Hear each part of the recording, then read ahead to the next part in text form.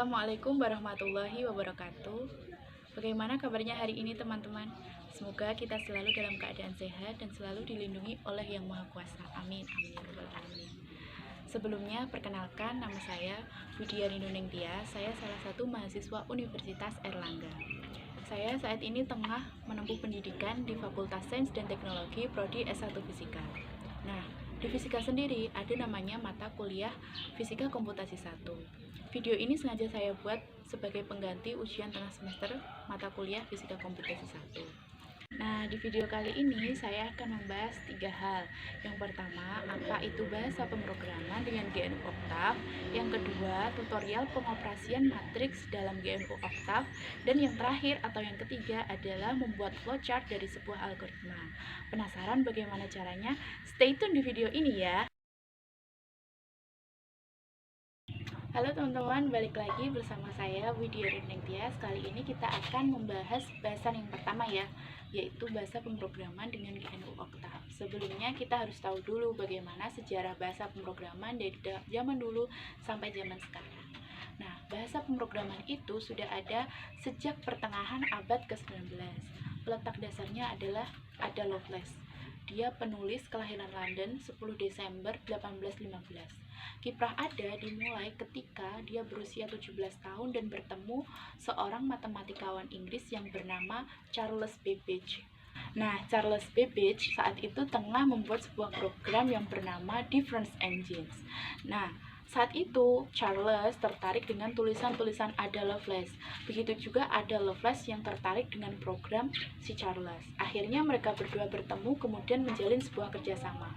Dalam kerjasama kali ini, Ada berperan menerjemahkan program yang tengah digarap oleh Charles, yaitu Analytic Engines. Nah, bukan hanya itu, Ada juga menambahkan bagaimana komputer dan perangkat lunak dalam tulisannya tersebut. Mulai sejak itulah Ada Lovelace dikenal sebagai programmer komputer pertama di dunia. Dari sejarahnya, saat ini bahasa pemrograman tengah memasuki fase evolusi kelima. Jadi, sudah banyak sekali perkembangan bahasa pemrograman dan sudah bisa dipastikan bahwasanya banyak sekali jenis bahasa pemrograman sampai saat ini yang digunakan.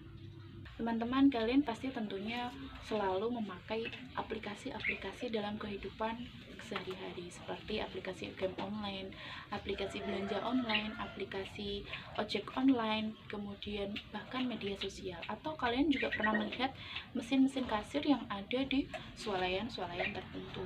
Nah, pasti kalian pernah berpikir kan, bagaimana sih menjalankan aplikasi-aplikasi tersebut? Kenapa aplikasi-aplikasi tersebut dapat berjalan? Aplikasi tersebut dapat dijalankan dengan bahasa pemrograman. Jadi sederhananya, bahasa pemrograman adalah bahasa yang digunakan untuk menerjemahkan bahasa kita, bahasa manusia, menjadi bahasa komputer untuk menjalankan fungsi-fungsi tertentu. Sebelum kita membahas apa itu bahasa pemrograman, kita harus tahu dulu unsur-unsur apa yang membangun di bahasa pemrograman. Jadi bahasa pemrograman itu terdiri dari 2 kata. Yang pertama bahasa dan yang kedua adalah pemrograman. Menurut Kamus Besar Bahasa Indonesia, bahasa merupakan lambang bunyi yang bebas yang digunakan oleh suatu masyarakat untuk bekerja sama, berinteraksi, bahkan mengidentifikasi diri. Sedangkan pemrograman adalah kegiatan atau aktivitas membuat program. Nah, program sendiri adalah instruksi tertulis yang dijalankan oleh komputer setelah dibuat oleh pembuatnya. Jadi dapat disimpulkan bahwa bahasa pemrograman adalah sistem komunikasi yang digunakan untuk memberi instruksi kepada komputer agar dapat menjalankan fungsi-fungsi tertentu sesuai dengan apa yang sudah dibuat oleh pembuatnya. Nah, karena banyak sekali jenis-jenis bahasa pemrograman sampai saat ini, kali ini saya akan membahas salah satu di antaranya, yaitu GNU Octave. Jadi GNU Octave pertama kali dirancang oleh John W. Eaton. Kemudian saat ini perkembangannya dilakukan oleh beberapa volunteer dari berbagai belahan dunia. Nah, Octave sendiri adalah tiruan dari MATLAB. Kalau kalian tahu, MATLAB adalah sejenis aplikasi yang sama menggunakan bahasa tingkat tinggi, tetapi dia memiliki lisensi, jadi kita sulit untuk mendownloadnya. Namun berbeda dengan Octave, Octave merupakan salah satu aplikasi yang open source, di mana selain tersedia secara gratis, kelebihan dari Octave adalah sudah terpasang sejumlah operasi-operasi matematika, juga algoritma metode numerik. Selain kelebihannya tersedia secara gratis, GNU Octave juga sudah terpasang operasi-operasi matematika dan juga algoritma metode numerik. Selain itu, Octave juga tidak tergantung pada koneksi internet. Jadi kalian bisa mengaplikasikannya tanpa menggunakan koneksi internet. Oke, seperti itu kurang lebih bahasa pemrograman dari GNU.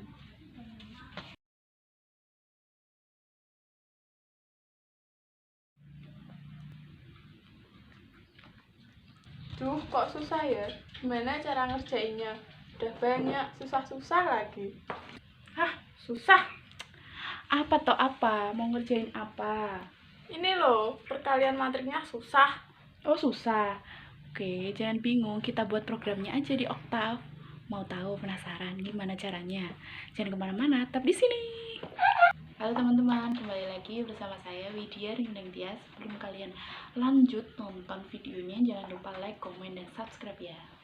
Nah, kali ini aku akan berusaha menjawab pertanyaan dari adikku tadi tentang bagaimana menyelesaikan perkalian matriks. Mudah saja, dalam GNU Octave itu sudah menyediakan fitur-fitur perkalian, pengurangan, penjumlahan, bahkan pembagian matriks. Nah, untuk kali ini aku ingin mengambil perkalian matriks. Jadi, dalam GNU Octave, kalau kita ingin membuat sebuah matriks, kita harus menggunakan sebuah operator. Nah, operator yang digunakan dalam pengoperasian matriks yaitu kurung siku, di mana nanti elemen-elemen yang akan kita buat menjadi matriks harus dikurung dengan menggunakan kurung siku. Contohnya seperti ini. Di sini terdapat dua buah matriks, matriks A dan matriks B, di mana matriks A itu berordo 2 kali 3 dan matriks B berordo 3 kali. Mudah saja kita membuatnya dalam Octave seperti ini. Kita hanya perlu menuliskan matriks A sama dengan kurung siku, berapa elemen angka yang mau kita masukkan. Kemudian setiap barisnya kita harus memisahkannya dengan tanda titik koma. Di sini fungsi titik koma untuk membuat baris baru. Dan untuk memisahkan setiap elemen dari setiap baris, misalnya minus 1, 4, dan 2 bisa dipisah dengan tanda spasi atau tanda koma. Keluaran yang akan muncul ketika kita memasukkan matriks A pada Octave itu akan muncul seperti ini. Kemudian untuk perkalian kita hanya perlu mengganti tanda silang dengan tanda bintang pada GNU Octave. Kalau kita ingin mengalihkan kedua matriks ini, matriks A dan matriks B, berarti kita perlu sebuah matriks baru. Gambar saja kita namanya matriks C.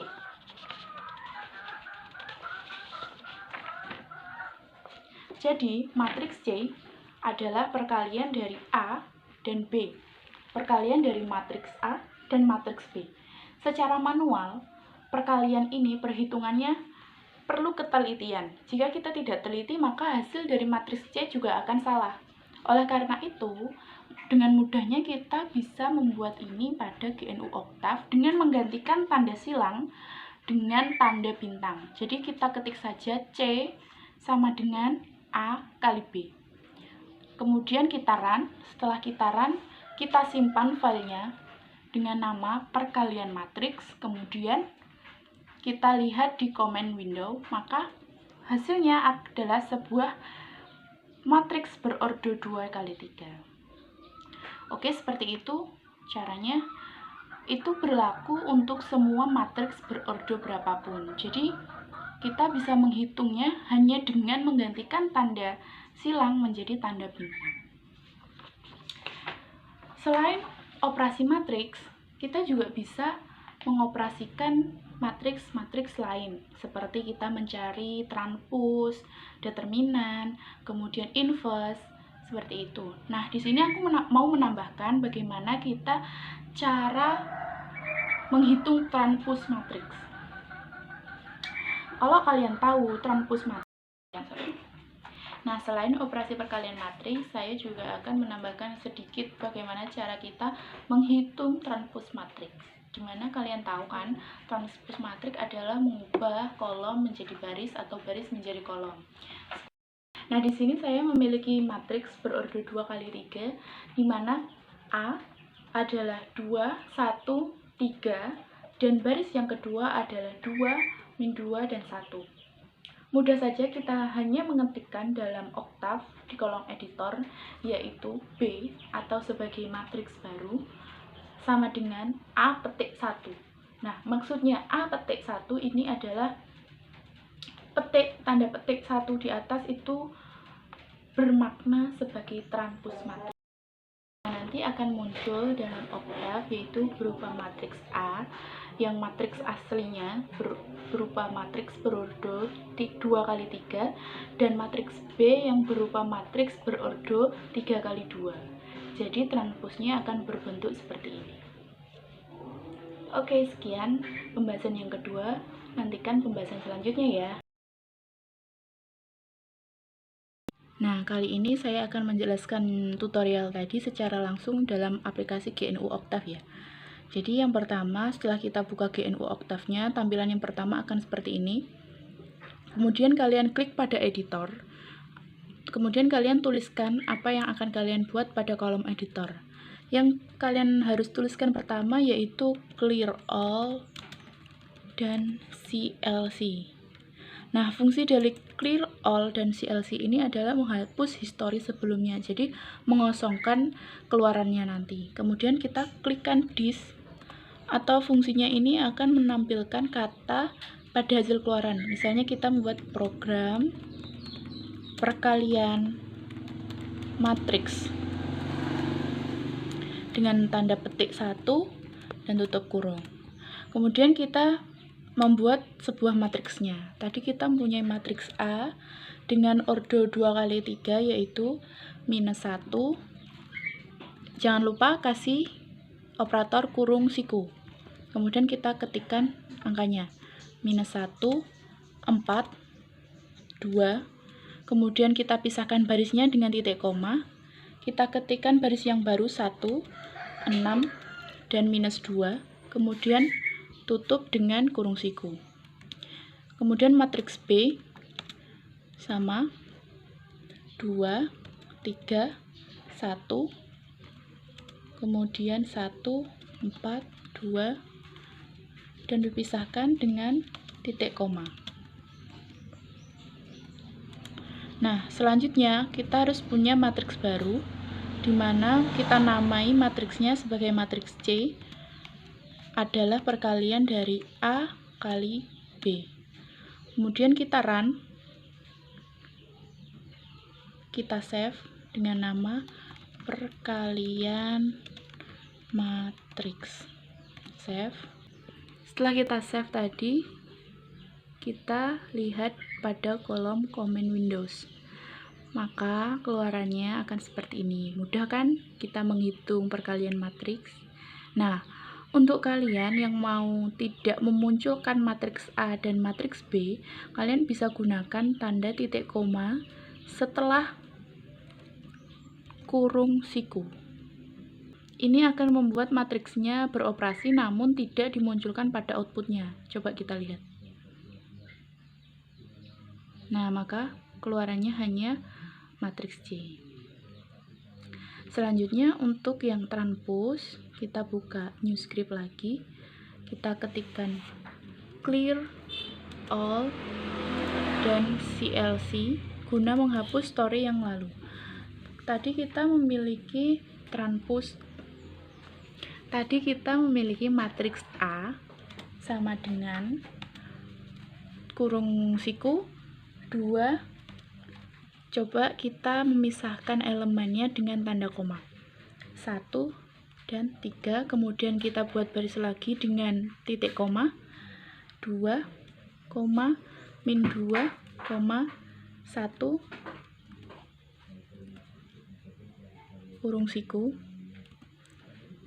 Nah, kita buat B sama dengan transpos dari A. Oke, sekarang kita save dengan nama transpos. Kemudian kita lihat pada command Windows. Nah, seperti ini hasilnya, seperti yang saya jelaskan pada tutorial tadi. Mudah bukan? Semoga bermanfaat.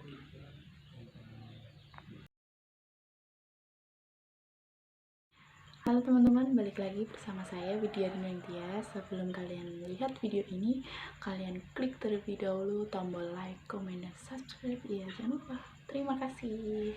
Kali ini saya akan membahas tentang bagaimana kita membuat flowchart dari sebuah algoritma. Nah, sebelum kita membuatnya, kita harus tahu dulu apa itu arti algoritma dan juga apa itu arti flowchart. Kalau algoritma adalah sebuah urutan dari beberapa langkah logis guna menyelesaikan suatu masalah. Tentunya, jika kita mempunyai masalah, kita pasti berpikir bagaimana kita menyelesaikan masalah tersebut. Contoh algoritma dari kehidupan sehari-hari, seperti kita membuat kopi manis. Hal-hal yang perlu diperhatikan dalam membuat kopi manis, yang pertama yaitu kita harus mendidihkan air terlebih dahulu. Kemudian kita menyiapkan 2-3 sendok bubuk kopi, kemudian gula pasir. Nah, jika airnya sudah mendidih, kita harus menuangkan air tersebut ke dalam gelas yang sudah disiapkan atau yang sudah berisi gula pasir dan bubuk kopi. Kemudian kita aduk. Setelah diaduk, kita cicipi apakah kopi tersebut sudah manis atau kurang manis. Jika sudah manis, maka kopi manis siap dihidangkan. Tetapi kalau tidak manis, maka kita harus mengulangi langkah, yaitu menambahkan gula, kemudian mencicipinya kembali. Jika sudah manis, maka kopi juga sudah siap dihidangkan. Nah, begitulah tata cara membuat kopi manis, atau bisa juga kita sebut algoritma membuat kopi manis. Nah, sedangkan flowchart adalah proses yang menampilkan langkah-langkah yang disimbolkan dengan simbol-simbol grafis beserta urutannya dengan menghubungkan setiap langkah-langkahnya dengan menggunakan tanda panah. Nah, untuk membuat flowchart, kita harus menggunakan awalan dengan kata awal atau start dan akhiran dengan kata end atau akhir. Jika kita pertamanya menggunakan kata awal, maka di akhirnya nanti kita harus menggunakan kata akhir. Tidak boleh kita awalannya menggunakan awal, kemudian akhirannya kita menggunakan end. Maka ini nanti tidak akan diproses dalam komputer. Jadi dalam membuat sebuah flowchart, kita harus benar-benar memperhatikan bahasanya, dan juga kita harus memperhatikan kalimat yang akan kita masukkan ke input, tidak boleh bertele-tele. Jadi bahasa yang digunakan harus tegas, jelas, dan tidak bertele-tele. Berikut ini adalah tutorial pembuatan flowchart dari sebuah algoritma yang berjudul membuat kopi manis. Jadi untuk awalan dan akhiran kita bisa menggunakan simbol oval, dan untuk inputan kita bisa menggunakan persegi, dan untuk proses kita bisa menggunakan jajar genjang ataupun belah ketupat. Nah, kesimpulannya, dalam sebuah program komputer itu memerlukan sintak-sintak yang jelas. Oleh sebab itu, dalam membuat flowchart, maka kita juga harus menggunakan kata-kata atau bahasa yang jelas agar mudah dipahami oleh bahasa manusia dan juga bahasa komputer. Nah, bagaimana teman-teman? Pasti kalian sudah paham kan? Sekian dari video saya mohon maaf apabila ada kesalahan kata. Semoga bermanfaat. Assalamualaikum.